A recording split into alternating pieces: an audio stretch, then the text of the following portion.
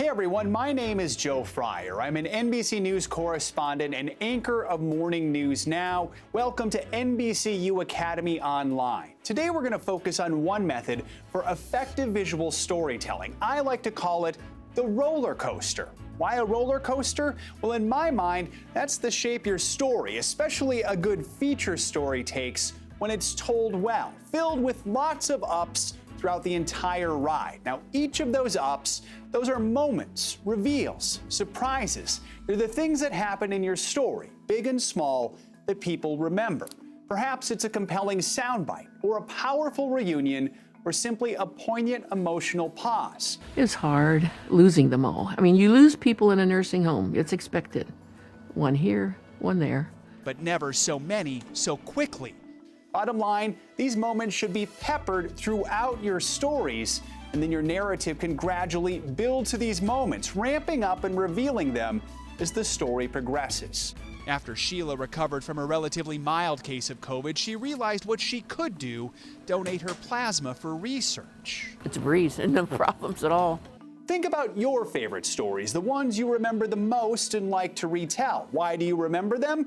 It's all about the moments, isn't it? Now, I'm probably telling you something that is in contrast to what you've learned a lot about in journalism classes, the inverted pyramid. It's shaped like this. It's the model that says you start with the most important information, the who, what, where, when, why, and how. Put that at the top of your story. Then as the piece progresses, the information you include becomes less and less vital. This serves newspaper and digital readers who may not read the full article. Think about it. Do you always read every article from beginning to end? More often than not, admit it, you probably read just about half, get what you need, and then move along to another article. Well, in TV, what's the equivalent of moving on to another article? Sometimes it's changing the channel, and you don't want that in our business. So you're better off building in some of those key moments throughout your story to keep the viewer engaged from beginning to end.